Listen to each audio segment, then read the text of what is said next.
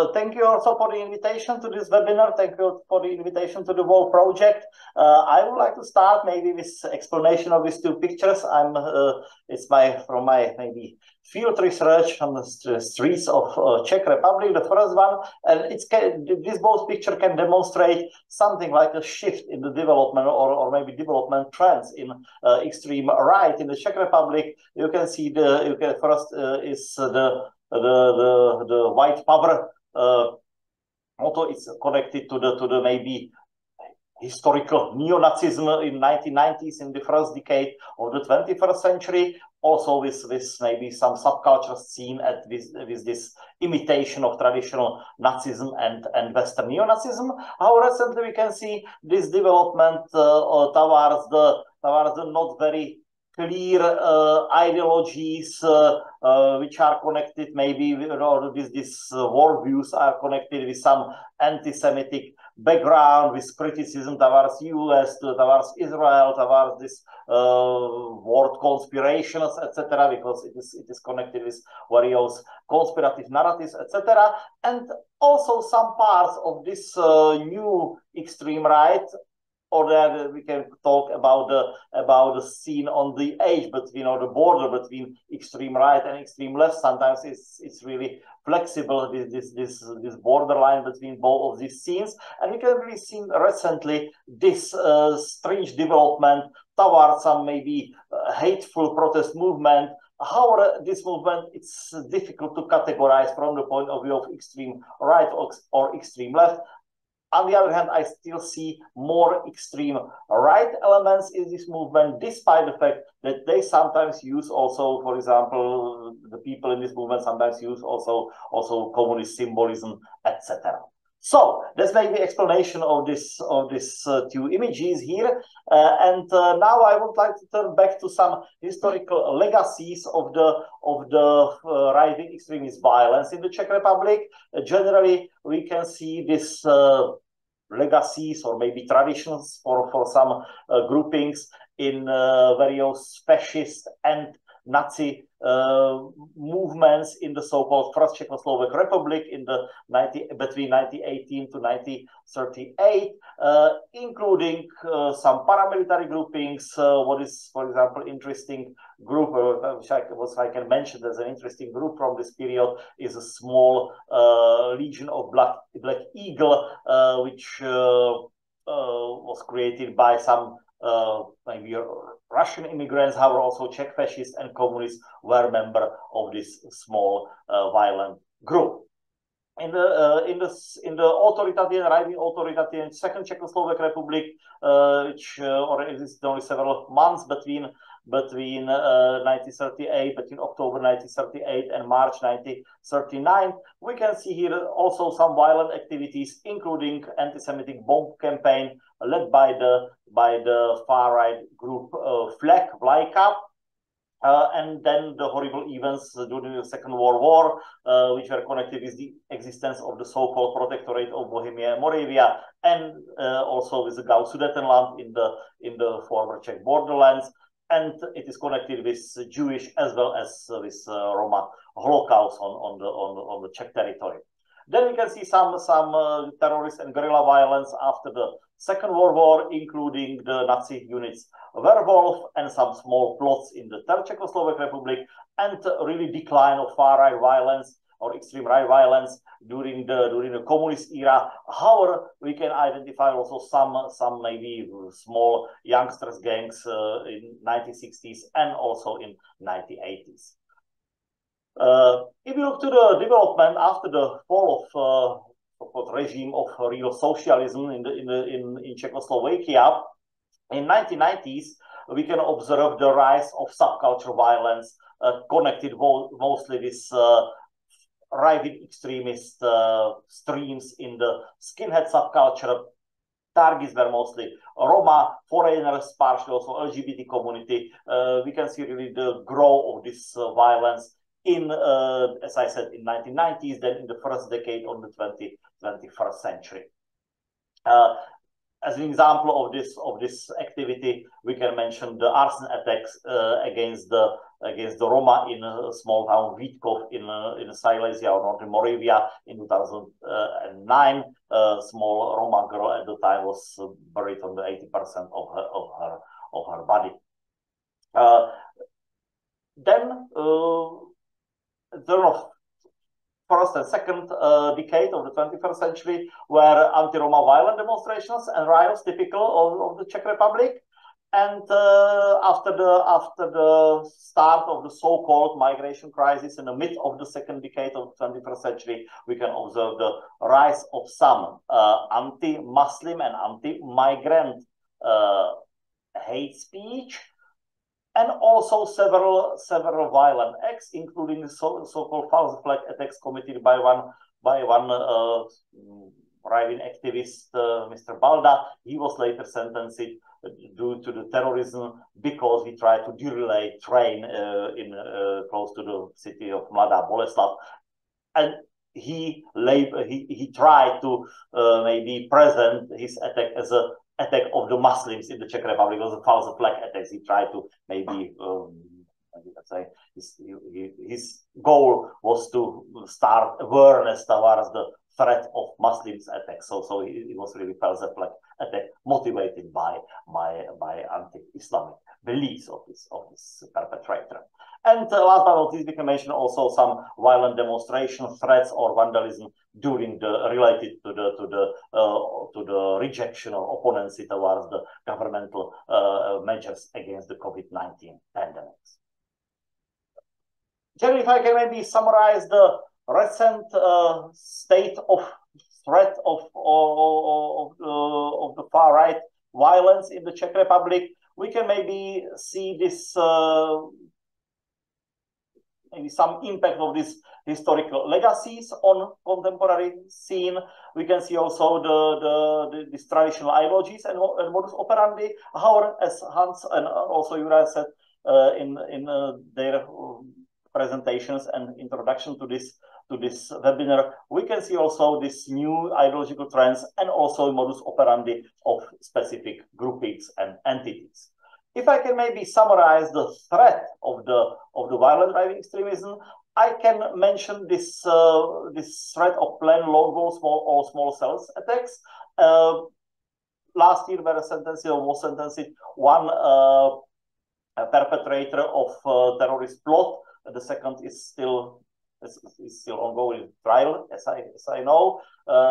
There were two youngsters who were planning the attack at the Israeli and US embassy in 2025, I'm sorry, probably to the anniversary of the attacks of Timothy McVeigh in Oklahoma City in 1995. But fortunately, this plot was stopped by the Czech security institutions and police. Generally, what was the recent, maybe from my point of view, most serious violent threats? There are these not systematically repelled hate crimes. However, we can see also sometimes violence, fortunately, against small-scale violence during some demonstrations and attacks at political opponents. We still have also this paramilitary and vigilance scene, as already was mentioned in Slovakia by Juraj. How recently I think that this scene in the Czech Republic is weaker than, for example, in Slovakia or in Hungary. And last but not least, we can mention also the phenomenon of the extreme right, foreign fighters. Again, we can hear maybe in individual cases it is difficult to categorize if the guy is really far right, far left. This is a mixture of some hateful opinions towards the contemporary political regime, however, also with some sympathies towards the former regime, communist regime, etc., etc. So sometimes it's really difficult to identify the ideological background of these foreign fighters. Now I want to briefly describe the contemporary right-wing extremist scene. Maybe the general right-wing extremist scene, not only violent. That's I want to emphasize that now I'm talking not only about the violent scene, but about the extreme right as such, and also with non-violent parts. Generally, we can see now the rise of some anti-system protest movement. They protest against the Czech involvement in the war in Ukraine, against the energy policy of contemporary government, against the maybe social policy, etc., etc. In some, they do not have clear ideological background. It's a mixture of various maybe traditional extremists and radicals, or also with some part of the movement without some deeper historical or ideological roots. We can see also part of sympathizers, candidates, and members of the right-wing populist parties, including the strongest party, Freedom and Direct Democracy. It is represented in parliament. This radical party has also some supporters, which can be labeled as right-wing extremists.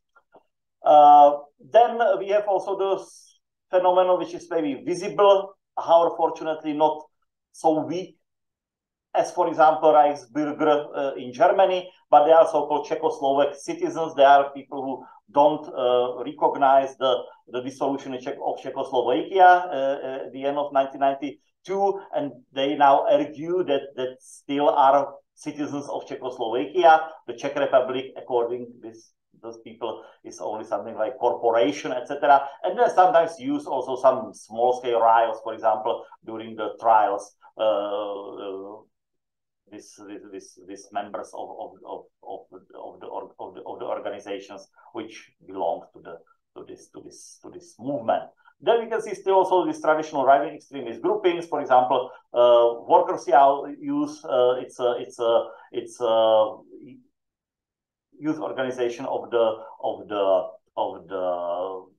Workers' Party of Social Justice. Then Small National Democracy, it's maybe party with some pan-Slavic orientation.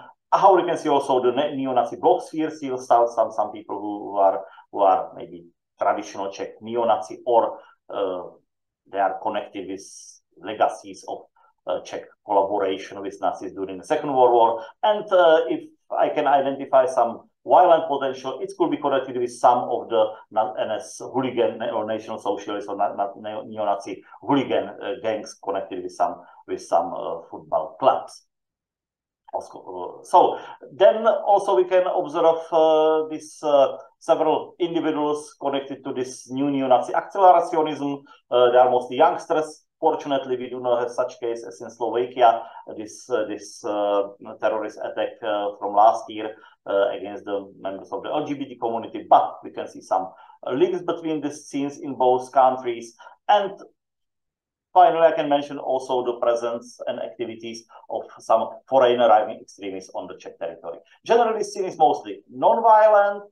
The level of far-right violence is relatively low in comparison with some countries, but still we can see here the potential for future development of violent activities. And of course, this hate speech can stimulate this violent events.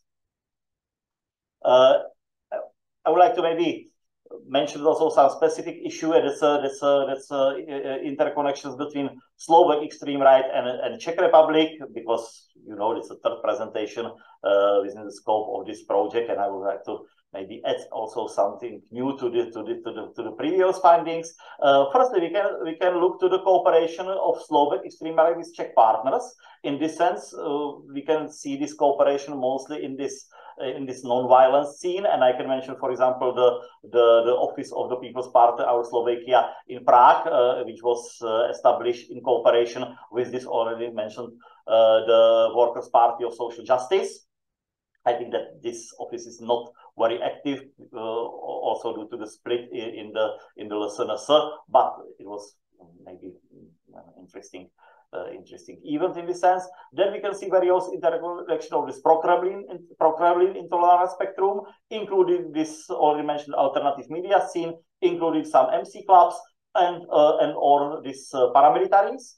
And on the other hand, we can see also some links between ultra-dogmatic Christian networks with some affiliation to extreme right. So this is a cooperation between Czech and Slovak partners. But due to the presence of many Slovaks in the Czech Republic, we can see also some autonomous activity in the sense of that they are not probably not directly connected to the Czech partners of this Slovak movements. And it was, for example, the attempt to establish so-called Moravian conscripts as a branch of the Slovak conscripts. But Juraj Kurus already mentioned this Slovak recruits or Slovak conscripts. It depends on translation of this term branci from Slovak language. But there was also short time existing branch of this organization in close to Brno in Moravia, it's the eastern part of Czech Republic, maybe inspired by these Slovak conscripts.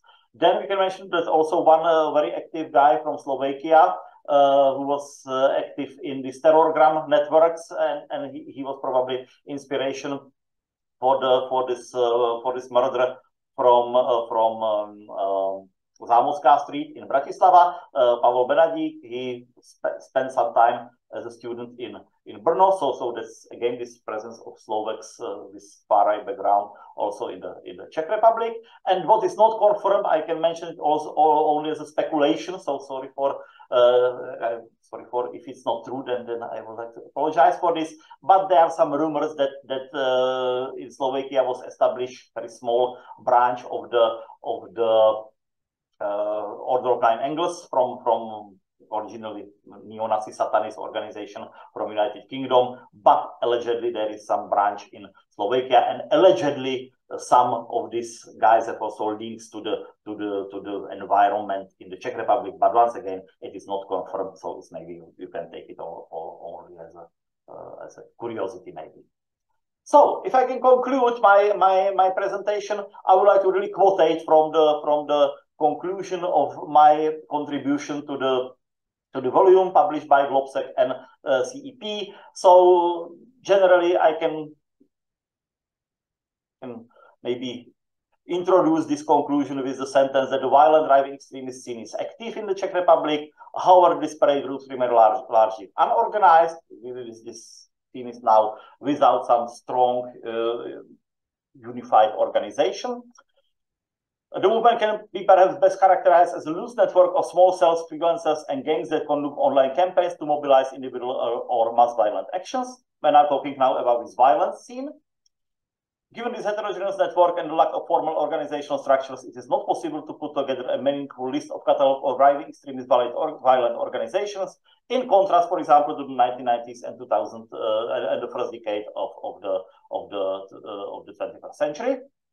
However, the permanent activity of populist radical anti-Western forces, supported by the so-called disinformation scene and foreign hybrid interference, create a milieu for individual and group radicalization towards violent right-wing extremism. And due to this fact, this situation requires fostering adequate resilience and countering violent extremism. I can conclude this also with explanation of the meaning of this picture. I took this picture last maybe Saturday in one town in Bohemia, in Kolín, and there are stickers of the football hooligans of the Sparta Prague, and they are strongly anti-LGBT. You can see that the sticker with where is written "Three colors are enough."